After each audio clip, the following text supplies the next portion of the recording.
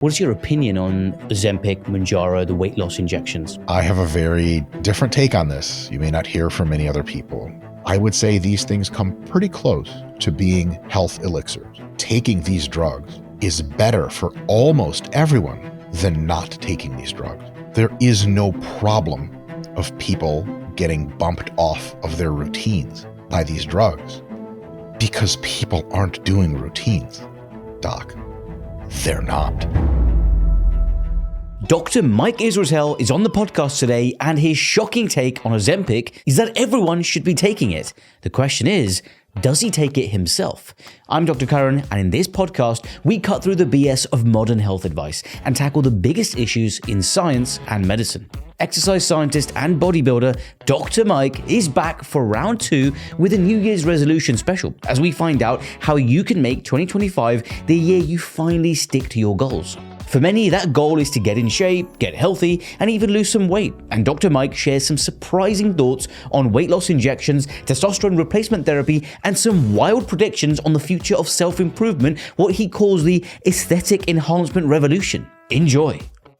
It's so good to have you back. You're the first return guest on the podcast. So good to see you. Oh, nice. Likewise. Thanks for having me. So, Happy New Year and all that, obviously. But that New Year period when everyone, all of humanity likes to take on this Sisyphean task armed with optimism and an expensive gym membership to do something new, set new resolutions. But I don't know. I feel that people overemphasize this kind of finite resource of willpower, and the habits somehow months down the line don't seem to stick. Do you think there's this almost too much of a focus on sweeping changes? So I don't know, the new year rolls around, someone wants to run a marathon and they plan to scale this huge mountain without thinking, hey, let me just make small changes that can lower the entry barrier to this task. Like, let me just put out my gym clothes or my trainers, so I'm going to at least walk around the block instead of saying, I'm going to run this 26-mile event. And I guess the lack of foresight in breaking down a gargantuan task into small bite-sized tasks that are more easily achievable to then build momentum and that sort of neuroscientific cycle. I have a lot to say on this. On the one hand, goals are very good. So it's not a good idea to simply aim to put on your gym clothes and kind of make it to the gym more often. That is a goal almost everyone will fail because it's not really a goal. Goals are best when they are objective and quantifiable. You can easily see how you're doing on them, what your progress bar looks like. Imagine playing a video game with two characters that are fighting each other in a fist fight, and you have no progress bar on whose health is the lowest. And then one of the guys dies. You're like, I guess I won. I don't know how that happened, but maybe I did more good things than not. So I would highly, highly advise folks not to swing their goal structure back into, I'm just going to try to move more. I'm going to try to make it more to the gym. I'm going to try to eat healthier. Those are not even, they're notions. They're just fleeting thoughts in your head that will leave as soon as they came. On the other hand, very much to your point, it is very easy to make goals that are so big that the amount of effort and organization and time and dedication and everything required to getting even close to achieving them is going to be out of reach for most people and where they are in their lives right now. And one of the absolute easiest things you can do as a person, and many of us do, is to set goals that are just outside of your reach. And there are a variety of social memes, pieces of information in our heads and on the internet that everyone thinks are true and everyone says a lot, but they're wrong. One of them is something summarized in the quote of, shoot for the moon. If you don't reach it, at the least you'll land among the stars. As I've said before on a few other podcasts, this is a grotesque misunderstanding of cosmology. The stars are orders of magnitude further than the moon. And so if you don't make it to the moon, you'll actually be stranded in space and die a horrific death of depravity and despair.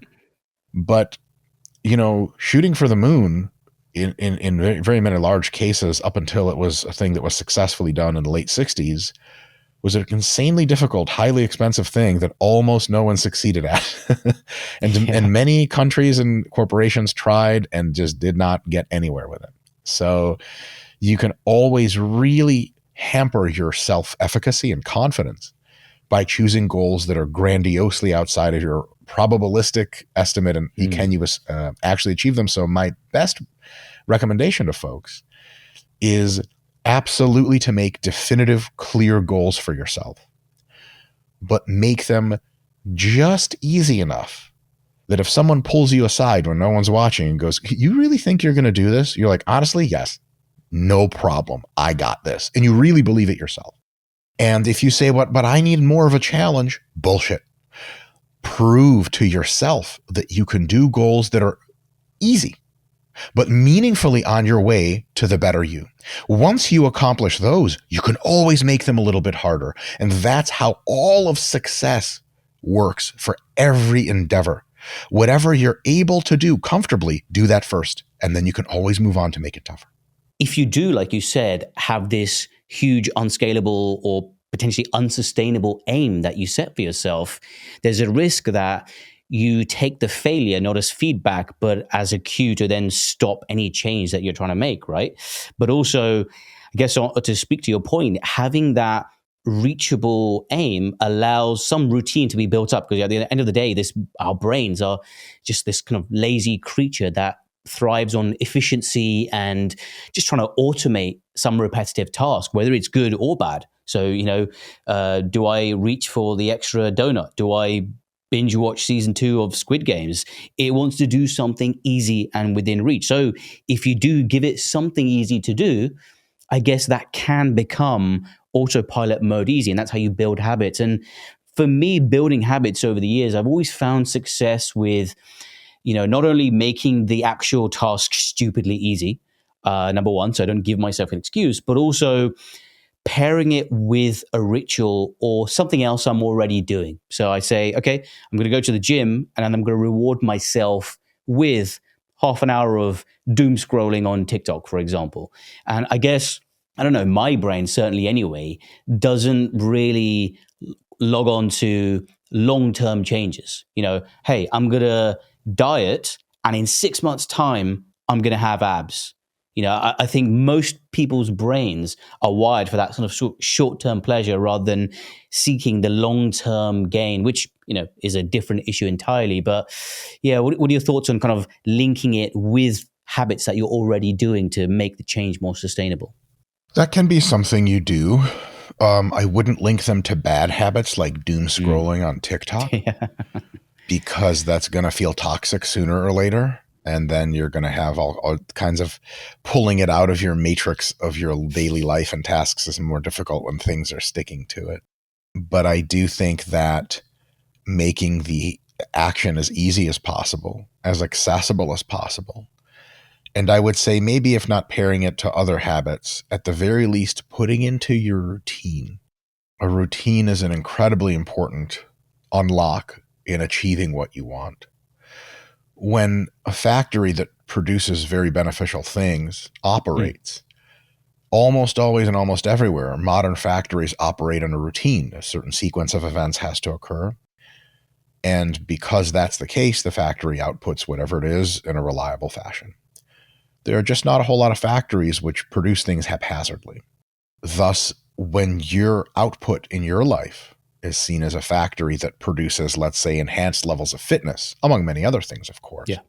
Having a program by which you execute this and sticking that program into distinct times of the week and day into which you go to the gym, into which you go shopping for food, into which you do your various physical activities is a really good idea, because then you can let this huge unlock happen by letting your calendar run your life. I actually don't really much know what I'm going to be doing 2 days from now, but I know that I'm very good about keeping my life sorted on Google Calendar. And so when I look at my calendar 2 days from now, I'm like, oh, I've got an interview with Dr. Karan. That's really cool. I didn't know that, but it's going to happen. And if I didn't have a calendar, my God, would my life be confusing, and I would miss so much on the important stuff that I have to do. So if your goals are at all important to you, the first place they should go is the calendar. to allot times for yourself of when you're going to do the thing. And that is maybe one of the most important pieces of advice that I can possibly give folks who are trying to change their fitness. You're going to have to decide how many times a week you're going to go to the gym. And I can talk at length about how to do that. It's not complicated. And you don't have to go much. You're going to decide for how long you're going to be at the gym. Also not complicated. And you don't have to go for much, 20 to 30 minutes twice a week. To put that into perspective as a preview is more than enough to radically alter your fitness, as long as you're also attending to your diet. And then you have to take that idea of I'm training twice a week for 30 minutes over the next 8 weeks. And you're going to have to put those lifting sessions at the gym into your calendar so that you can see them ahead of time and plan to get to where you need to go. I can't say enough about how important that is. Yeah, no, I think that forward planning is very key, that you're already allotting future time towards this task. And I guess my next question is a bit of the elephant in the room. And when it comes to these, January resolutions, a lot of people's kind of, top of the tree resolutions is to lose weight, lose fat. And there's a new element at play, a new variable at play that's not been there historically over the last few years. And, it's kind of Ozempic, Mounjaro, the weight loss injections, which has, for many people, you could argue, democratized the art and science of losing weight without necessarily, forming habits or using any motivation or willpower, because it's a chemically induced appetite suppressant, which makes the task of, habit forming outsourced essentially to a drug. And my thoughts as someone who's seen and been involved in many bariatric surgeries and weight loss surgeries and seen many people both have side effects but also the positive benefits from these weight loss injections, is that it has a place in society. It has a place in many people and many patients' lives as a very effective tool to lose weight if sustainable habits and lifestyle modifications are made, and if only the people who meet certain specific, very, very stringent criteria are met. They have certain metabolic conditions, high risk of cardiovascular disease, type 2 diabetes, in addition to, a high BMI, etc. In those cases, I think they're very effective. However, we've seen these very casual use of weight loss injections, the sort of Hollywoodized version of this. What is your opinion on the use of this, certainly in the short term, for many people and in general? I have a very different take on this. You may not hear from many other people. I think, based on my current examination of the mass of the literature, definitely on GLP-1 agonists like semaglutide, aka Ozempic/Wegovy, and almost certainly on GIP agonists and dual agonists like tirzepatide, aka Mounjaro, and very highly likely, even to a greater extent, on future currently in late stage testing next generation drugs that are triple agonists like retatrutide, which is a GLP-GIP glucagon triple agonist. I think for these classes of drugs, the weight loss mediated health benefits are massive and undeniable. And the weight neutral independent health enhancing benefits are very large and also undeniable, substantial, and are also seemingly system-wide. There are cognitive health benefits demonstrated from semaglutide. There are neural health benefits from semaglutide. There are anti-inflammatory systemic health benefits from semaglutide. There are cardiovascular function benefits from semaglutide. If I continued to list the benefits, we would be here for a long time. And these are weight neutral benefits, which means they're seen when weight loss is either not noticed or statistically obviated in the patient testing population. So what that means is that these drugs do have downsides, which I can say confidently are in almost all cases easily managed. And I can tell you where most side effects come from, in fact. Usually it's not the medication, quote unquote, by itself, but a high degree of mismanagement of use of the medication. Very well documented, by the way.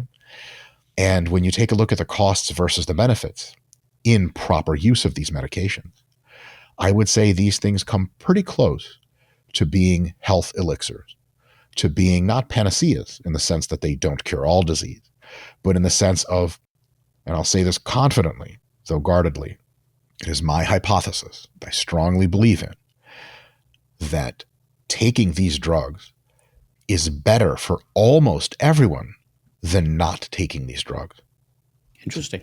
I do believe that. Yes. A very unusual take. I do understand. No, it's an unusual take, certainly. And, I think unquestionably a lot of the things you've alluded to there, there's growing, emerging research to support that from, potential benefits neurologically, as you're saying. There's sort of cognitive benefits. There's some causal links with, can it be some sort of adjunct to helping with Alzheimer's? There's that sort of question, cardioprotective benefits as well you've outlined. And they've all demonstrated these in subgroup analyses in various trials that have been done.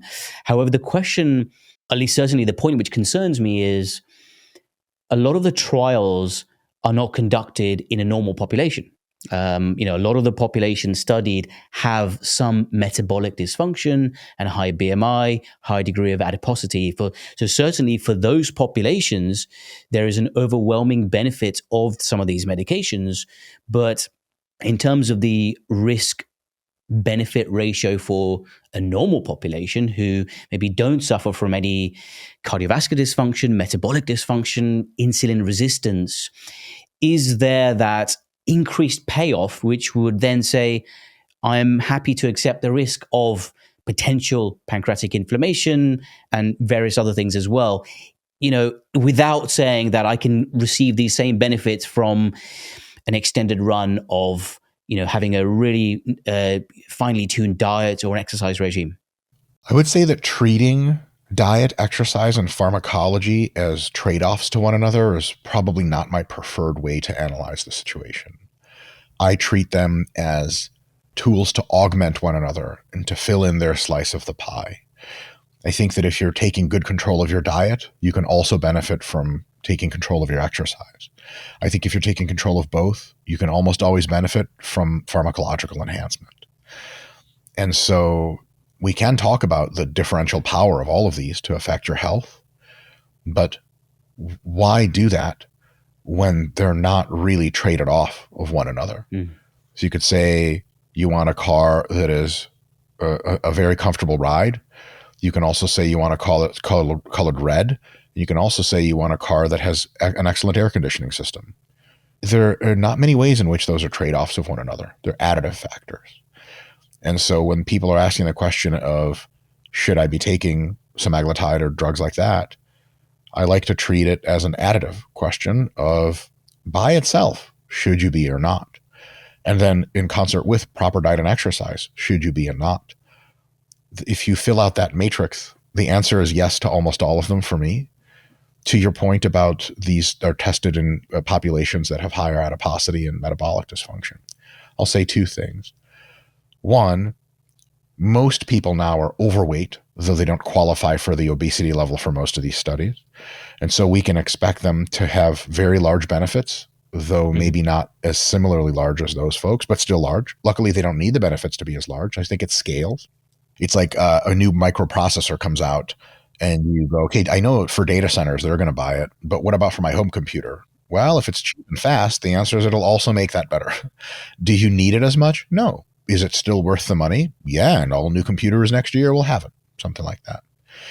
Another thing is that the way that these molecules seem to interact with our physiology is they tap into mechanisms that are incredibly old by evolutionary standards, very conserved through all mammals and probably almost all animals. And so we see very similar functions of these in rodents, study to study, that we do in larger mammals like primates, that we do in humans. There are absolutely subtle differences, and in some cases not subtle differences. But for the most part, these are very ancestral mechanisms that if they work in very similar ways between rodents and humans, the supposition that they'll work in radically different ways between leaner humans and more fat humans is probably the aberrant, questionable hypothesis and not the default hypothesis. The default hypothesis is they're probably going to have roughly the same effects. And then we're asking questions like, Is there such a thing as taking too much of the drug and reducing your body weight so substantially that you pay downsides? Is there such a thing as being too insulin sensitive? Is there such a thing as having too low of a total body inflammatory response? There can be answers in the affirmative to many of these questions, but for the large fraction of the population, this is simply a dosing issue. Leaner people almost certainly need just substantially less of the drug to check all the boxes that they need for the health benefits and weight control benefits. And then larger people probably need more of the drug to get eventually to the same effects. But for me, the basic utilization of this drug is probably quite similar. Basic application and how it results in all these beneficial changes are probably similar for almost everyone. And look, if you are lean and ultra healthy and not struggling with your appetite, should you take these drugs? I think you should consider it because they could be still health affirming even more. But will it be a much smaller margin for you of health enhancement? Absolutely it will. And then the trade-offs look a little bit different, because if you need one car to drive yourself to work and to drop off your spouse so she can go to work and pick her up after, it is critical that you get a car. If you already have one car, car number 2 is not nearly as critical. And if it's just you and your wife and no one else, getting a third car is really a question of like, this is all for just lulz at this point. And may still have good utility cases, but is just not as big of a deal. So what I think is this: for people that are substantially overweight or obese, these drugs are a killer. They're just a knockout and they're unbelievable. And managing their side effects is really the only question of how to incorporate them. And they should be incorporated for almost everyone. For people that are overweight, I think it's usually a really great idea. And for people that are of a normal body weight, maybe it's 50-50 and they should consider it on the margins. I learned something very interesting about these drugs, which I wasn't aware of a few months ago, speaking to an obesity expert from the Mayo Clinic who's investigating, the role of these drugs in specific populations. There's actually certain genetic signals and genetic predispositions in people who have obesity, making them more likely to gain extra benefit from GIP agonists, GLP-1 agonists, and glucagon agonists as well, in terms of they have a certain type of genotype and phenotype, which allows them to gain extra benefit from these drugs as opposed to other populations. And it's those same genetic variations which have led them potentially to have that increased adiposity. So there's potential microbiome factors, neurological factors, and metabolic factors, which actually makes these drugs more effective for some populations. So I guess there's also that answer you would, obviously breaking then stratifying, your answer down by different groups: the overweight, moderately overweight, and normal population. Do they need them, and how much benefit would they get from them? I think ultimately, in terms of side effect profile, there's not a huge degree of risk from these medications when the problem they're trying to solve has inherently way more risk. The only issue, I guess, in my eyes, in prescribing these things in a normal population, similar to how many biohackers take things like metformin and rapamycin and all of these other, anti-aging medications, is when you then get rid of them, if you do get rid of them, that is, you are then relieved of the chemical aid and the appetite suppression. What do you do then? Have you formed long-term habits in the time you were given this appetite suppression to continue your own weight loss and improving your own insulin sensitivity and making those metabolic improvements yourself without this chemical aid? Or are you then saying, potentially this has such a huge benefit for longevity, I'm going to microdose it for life? And do you take it yourself? I take it myself. There's no compelling reason not to take it for life or until better drugs come out and then switch to those. So that's a big deal. I really, really, really am passionate about the specific subset of the discussion, because a lot of assumptions are made very generously on the behalf of people. And I think we need to unpack and examine those assumptions with a skeptical eye. There's this idea that if we don't have this drug enhancing our ability to do the thing of being healthy, that we're going to do it ourselves, that we are going to focus diligently on exercise, diet, and habits, and have this beautiful architecture of sustainable habits built for the rest of our lives. But if you give us these drugs, it's going to depose the necessity for constructing those architectures. And then we'll be left adrift to being dependent on the drug for all of our results. So far as my analysis of patient populations, general cohorts, humans in the wild, this generally could not be further from the truth. There is no problem of people getting bumped off of their routines by these drugs because people aren't doing routines, Doc. They're not. There is, like when you went to work and took care of your children and went to their PTA meetings and were available and paid your bills on time, and then you began heroin and it said, don't do any of that anymore, just do heroin. There is something to depose. But is there an epidemic or even a normative value set of people just rigorously pursuing their fitness goals, the trials and tribulations be damned? Dr. Karan, we are here talking because that's not the case. We can use all of the help we need. Yeah. And it's like someone, who is just being brutalized by gang members in their neighborhood and refuses to get a firearm for defense, saying, well, I'll be dependent on this firearm. Okay, well, how is life going without it? Well, terribly. Okay, is dependence our number one concern? Not even close. Also, what is exactly the problem of dependence? Is Novo Nordisk going to shut down its operations anytime soon? I suspect that's not the case. Are there a lack of pharmaceutical competitor companies to make new and even the same compound at cheaper, better, faster? No, short of our regulatory malfeasance, many nations. Europe has functionally, regulatorily almost shut down all new drug development for obvious reasons of mass economic illiteracy. The United States is better, but not great. But over time, these things tend to resolve themselves, so we can kind of depend on drugs being around. I mean, imagine being on a blood pressure drug and the doc's like, you should take this forever. And you're like, well, I'll grow dependent on it. The doc's like, okay, sweet, it's $5 every 30 days. I don't know what's the deal with this. So there's that whole issue. But there's an even bigger thing at play here. The vast majority of people that are not engaged in healthy habits, one of the major reasons they're not is because the barrier to entry is massive. And that barrier is fighting their hunger all the time. Being on a healthy diet has a two-factor problem. Factor one is you have to eat healthy foods, which is difficult and annoying. Factor two is that you're hungry while you're doing it. And factor two is really, really nuisance-some, and it kicks almost everyone out of their diets. When people are taking these drugs to massively reduce their food drive, as we call it, then their ability to stick to any diet, be it unhealthy or healthy, is massively enhanced.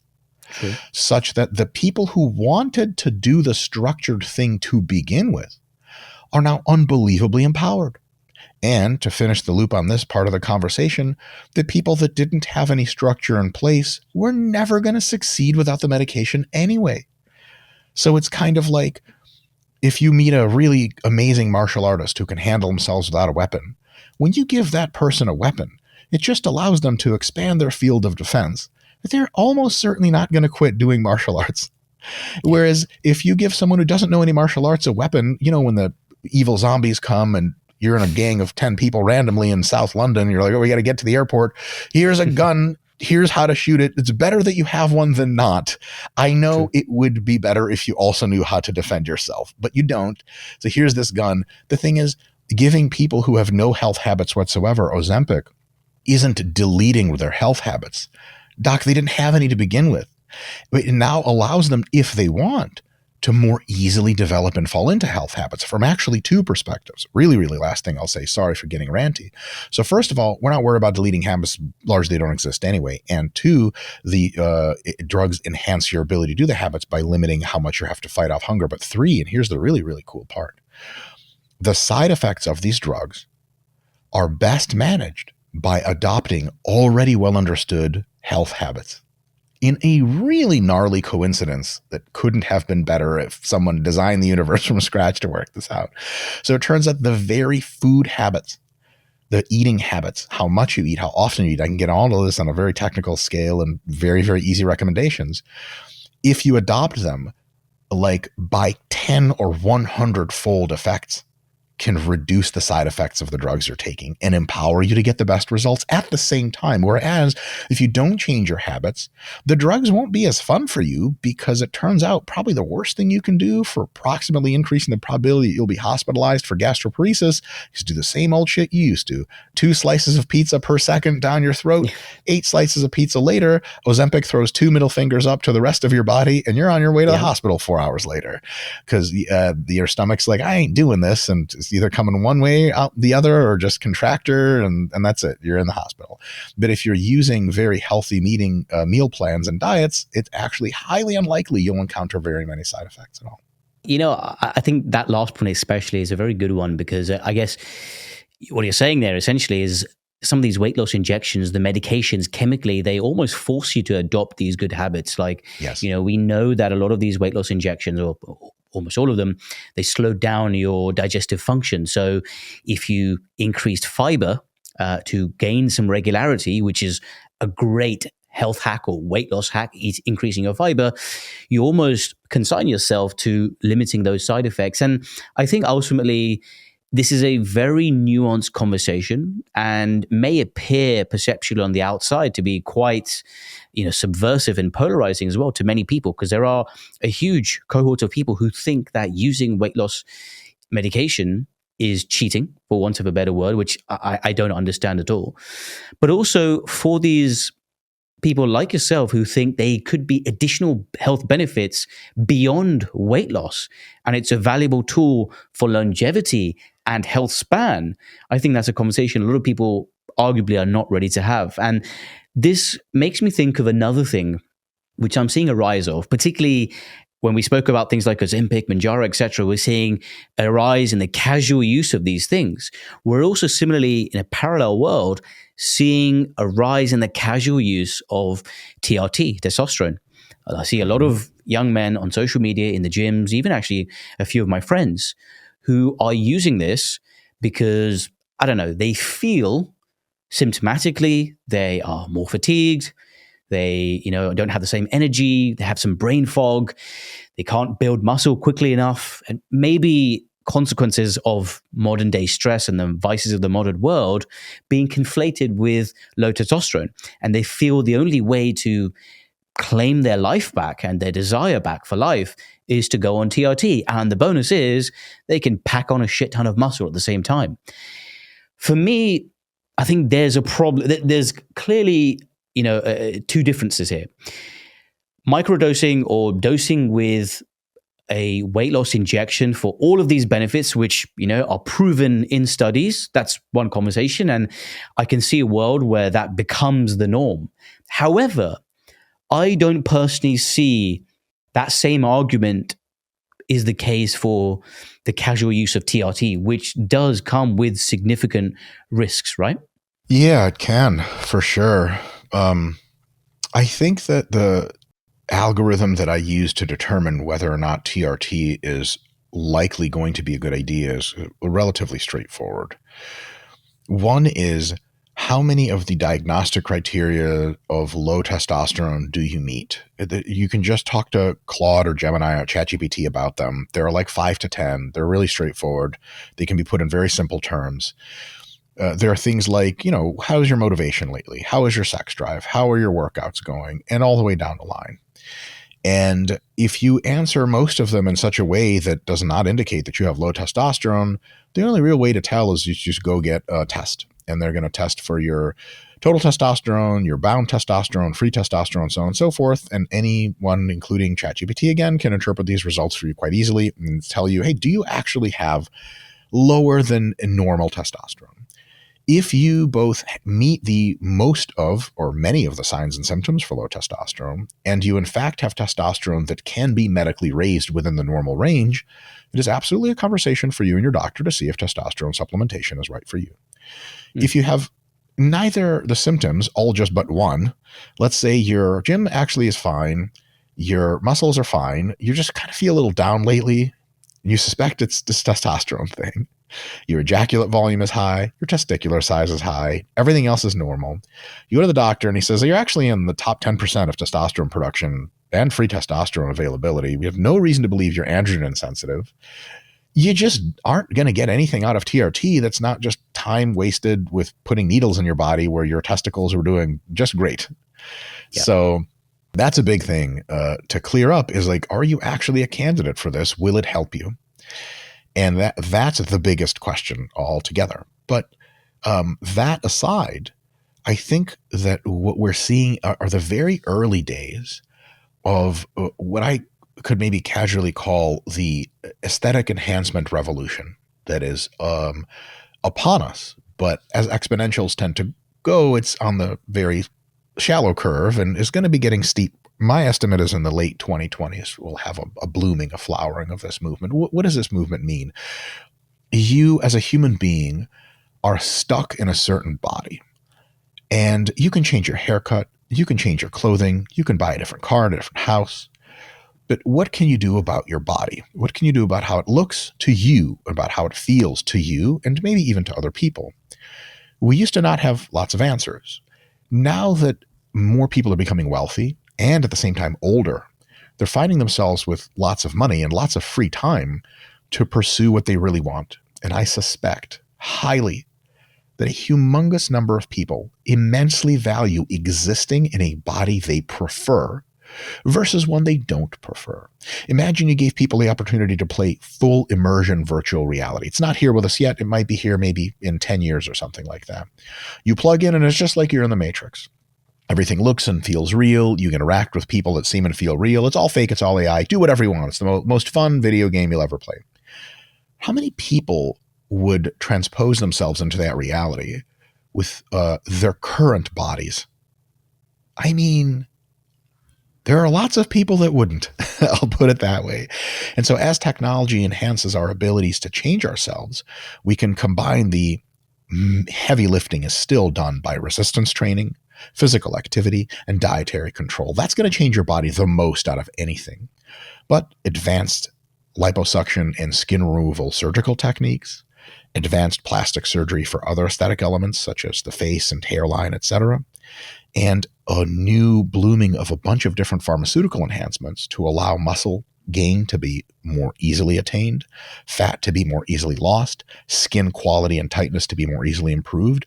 Not only in the works, some of them are already out. The first thing to hit this mega improvement trend are the weight loss drugs we talk about today, the Ozempics and the Mounjaros. They're already here, and the pipeline for more advanced versions, if you ever want to look at that in your medical research, is massive. And some pharmaceutical company worth their weight is doing it. And then next, we'll probably have a new generation of anabolic drugs that are not androgenic. The problem with TRT is that if you give it to women, they turn into men. If you give it to men, they get tons of side effects. But it's not difficult conceptually to envision a drug that only increases skeletal muscle size and does nothing else. With AI-powered drug discovery, this is now an inevitability that sooner or later someone will stumble upon this thing. And once we have that, we unlock this huge, huge wave of massive health and aesthetic improvement.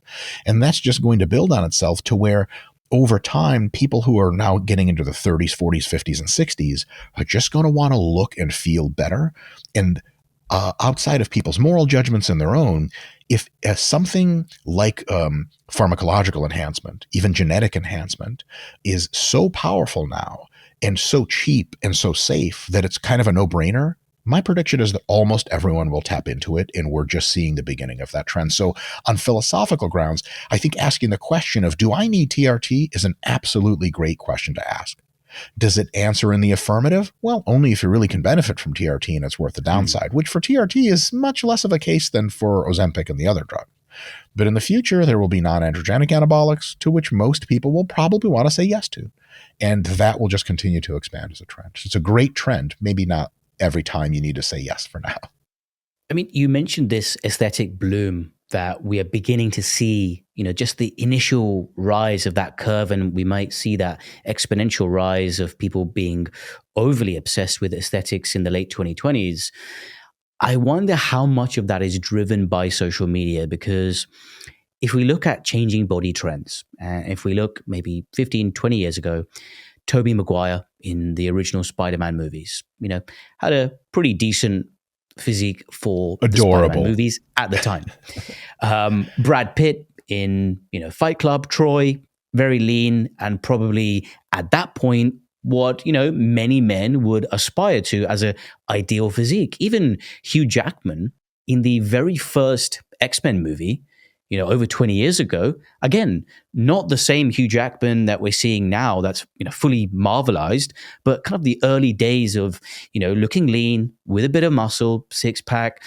And if you took those same physiques now and compared them to the average Instagram fitness influencer, I've seen many similar videos where similar physiques that we used to see and we used to, say were kind of idolized 20, 25 years ago would now almost be seen as average by the very same fitness influencers who are giving advice online. So I wonder how much all of this has distorted our perception of what a good, fit body is and increased the rates of body dysmorphia to the point to which you speak of.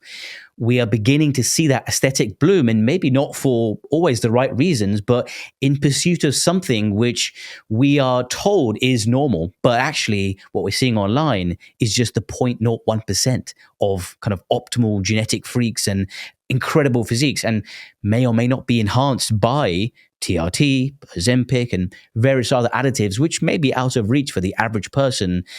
And then that further kind of deepens that vicious cycle of body dysmorphia, or I'm not big enough, I'm not lean enough, etc. Great question. In a small microcosm of a subset of the fitness industry, I think there's definitely a phenomenon which you very well articulated. In the grander scale of most human people who are cursorily interested at all in looking a different way or feeling a different way, I would say this is like a drop in the puddle / totally unnoticed. Why? I can bring a very fine point to this discussion, and I'll do it like this. Let's take Brad Pitt from Fight Club, that physique. Yeah. There are two stories to tell ourselves about how the world is evolving. One story is that we used to aspire to be like Brad Pitt from Fight Club, and we achieved that goal, that the average male in their 40s looks like that. And now, because of this incessant drive of consumer capitalism, this incessant permeation of our brains subconsciously with social media algorithms, we are led like sheep into the slaughter to ever more muscular and lean physiques. Totally misunderstanding the fact that we have already achieved our objective, but now the objective has shifted because fitness companies need more money and Mark Zuckerberg needs to be a billionaire. The other story we can tell ourselves is that we are no closer to looking like Brad Pitt as a society, and in fact substantially further away from when that movie came out. And that while elements of the fitness industry continue to display more and more insane physiques, in competitive bodybuilding, the goals steer ever more exotic. And while many of us on our social media feeds, out of sheer curiosity, similar to like my golden retriever can sing the ABC song if he is coached well enough type of videos to do tens of millions, similar to those, the new video of the new, most jacked, most lean fitness model are pervasive. Almost no one who watches these videos actually intends to look like that or wants to look like that. They're just like, whoa, send to friends. Isn't that trippy? Bad trippy, good trippy, every single kind of trippy. We do see a lot more of that.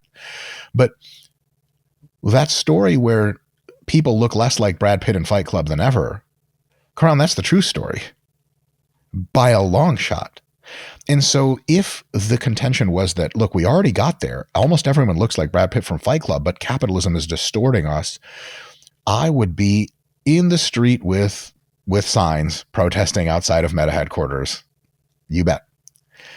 Highly consider that option. But we've regressed instead of progressed. We've regressed for no mysterious reason. We just like to eat super cheap, super available, convenient, tasty foods, and they've made us fatter. And so while some elements of the fitness industry are becoming more exotic in their aims and aspirations, the number of people getting to Brad Pitt is lower than ever because so many people are just going in the wrong direction from that. So what I say is the ideas of there's a toxic part of the fitness industry that has ever more insane goals is valid, but almost does not apply to the grand discussion about aesthetics writ large as seen in society. Because I'll say this, let's get everyone looking like Brad Pitt and Angelina Jolie first, and then we can really ponder the especially difficult problem of exotic and ever evolving trends. wrapping up everything that we've kind of spoken about so far, all these different aids we've got to enhance our bodies, improve our aesthetics, physiologically, cosmetically, all these things. And if you also look at the rise of anti-aging influencers, and we've got mad billionaires like Bryan Johnson doing great things, but also very quirky, unique things, Yes. pushing the boundaries of science, but also a lot of healthy dose of pseudoscience potentially in there as well. I wonder what that speaks to health economics, because clearly we've seen there are so many variables and agents that people can use to obtain this new frontier of science and health. But it seems like a lot of that is the preserve of the ultra rich, because if you look at Bryan Johnson's routine, requires several $100,000 to millions in supplements and regimes on a yearly basis. And obviously the average person can't obtain that. So do we then, on a philosophical level, are we heading towards an age where we've got almost like, like the H.G. Wells book, The Time Machine, where we've got like the kind of fancy, humans with all their advanced civilization, the ultra rich. Then we've got the troglodytes, the rest of society who can't afford all of that and, live in a cavern underground. I mean, metaphorically speaking, the cavern is not having access to all of these fantastical anti-aging things. So are we widening the gap when it comes to health economics and, socioeconomic factors because of all of these wonderful things that are groundbreaking are actually out of reach? It's a great question. The gap initially widens and then narrows to almost no difference. This is not a novel idea. It's not my idea. I'm just reporting how the facts work. It's true of every single industry that has been at least not totally regulated into absurdity. Take cell phones. In 1992, if you pulled out a cell phone, people knew you had money. In 2022, if you pulled out a cell phone, people didn't bat an eye because homeless people have cell phones now. Just the same way, every single technology that emerges generally hits the luxury market first, because that's where technologists do their subsidized R&D, because the rich people will pay for all kinds of shit, even if it's not that great yet. They're just a little bit marginal utility for them and they can afford it. And inevitably, if you have intelligently and minimally regulated markets, what ends up happening is those technologies float down and now everyone else can afford them. It was true when it came out that Ozempic cost like $1,000 a month. Now from compounding pharmacies and various prescription services, you can get it for less than $100 a month. The only thing preventing that from being even cheaper is the insane regulatory framework that the United States government imposes on pharmaceutical industries. I could talk about that all day long, but I won't distract with that. Suffice it to say that the more regulation you have, the more of a division there will be between wealthy and poor, and haves and have-nots. The less regulation you have, and the more intelligent your regulation is in such a way that promotes innovation and cost cutting, the more insanely large that barrier will initially be. And then for every single thing, there's a really rapid float down to everyone's got it. Cars, computers, televisions, the latest medical innovations are available to almost everyone all the time. But when these things were very new, they were available only to the super rich. So we should really be thanking super rich people for being such dog shit with their money and pissing it away on highly experimental things that are unlikely to work. Bryan Johnson will be the first to tell you that the vast majority of everything he's going to try is not going to work. That's why he's trying it, to see he's a test bed. It is an expensive test bed, millions of dollars a year to get down to like 4 supplements that probably have a marginal benefit. Thank God he's doing it, because I'm just going to copy all his stuff a few years later and do the cheap stuff that actually works. Very good. Yeah. But there is no conspiracy to keep poorer people from accessing resources that enhance their health and longevity. I'll say another thing is substantially less politically correct, but also true, is that people have different priorities. And I think it's much more intelligent way to parse who's doing what on priorities than on incomes or wealth metrics. Lots of rich people are candidates for affording every single medical, health, technology, innovation, personal trainer, diet coach, the whole lot. And some of them do, in fact, use a large fraction of those. But a lot of rich people could not care less and are busy killing themselves as quickly as possible with as many vices as they can afford. And that's a whole lot of vices. trying to figure out, can I IV Cristal champagne? Is there an easier way to get this into my bloodstream? Things like that. Lots of rich people live completely preposterous lives, and they're really burning it on both ends. Many celebrities fall into this category. Rock stars are universally rich. I assume, Doc, you wouldn't label rock stars as acolytes of health and a good practice. On the other hand, it is true to say that the poorest people in the world can all afford exercise because that's free. They can all afford a diet that is not excessive in calories because by definition, that diet must cost less than one that is excessive in calories. And so the two biggest impediments to health, exercise and weight control nutrition, are already free. As a matter of fact, they often cost less than not doing them. And so to poor people or people of currently less financial means, the 85% of the pie is already unlocked and completely decommoditized. And because for dollars a month, you can afford the latest apps to help you eat and train. For dollars a month, you can afford a gym membership in many places. And for also free, you can afford the expert of a radically insane artificial intelligence like Gemini or Claude or GPT. You now have, as a person with functionally very, very little wealth, 90 or 95% of access to all the health resources. And True. If and when Bryan Johnson discovers that some of the supplements he's taking actually do work, then accessing them in just a few years' time will also be commoditized like creatine is today. Creatine costs almost nothing. Is actually an excellent health supplement. So as this situation progresses, more freedom, more market forces, more liberalization, and making everyone richer is going to be the best thing we can ever do. And the gap between rich and poor will continue to expand in even more absurd ways. But just after that gap, as the timeline develops, you'll see the things that rich people initially had exclusive access to become more and more ubiquitous until they're commoditized, and then basically everyone has access to them. We do not want to disrupt that process. So it's really, really good that rich people are willing to pay a lot of money for stuff that maybe doesn't work. Red light therapy, blue light therapy, insert favorite color of light here therapy, that people gladly install an $80,000 machine in your home that, according to modern science, has a giant question mark next to what value it has whatsoever. And they are going to sort through what works and what doesn't. And also they're on the cutting edge. So they're taking risks. They're taking all these, Bryan Johnson takes all these. What if some of these supplements have interactive effects that are deleterious? He has no idea if that's the case. Intellectually, he must and be able to infer that. Luckily, we just don't have to do it. So us, as the folks with considerably less money than Bryan Johnson, can stick to the tried and true, insanely cheap, damn near free exercise, sleep, good diet control, a few basic supplements, and my God, we damn near have it all. And when those guys figure out how all the rest of that works, we'll buy it when it's cheaper, and it inevitably will be super cheap. I think you've hit the nail on the head there. To be honest, I think most of the secrets to longevity are already unlocked. I mean, we've known these secrets for decades, as you've just outlined there. More fiber, more sleep, less stress, more exercise. I think, certainly there's a lot more to this conversation that we have to pick up on, because there's lots of very interesting conversations and points that you've raised, which not a lot of people would be willing to admit here, especially on the topics of, Ozempic and even TRT as well. So, I'm going to try and bring you back in a few months' time for round 3. I'd be honored. I'd love that. Now, thank you so much, Dr. Mike, yet again. Thank you so much for having me.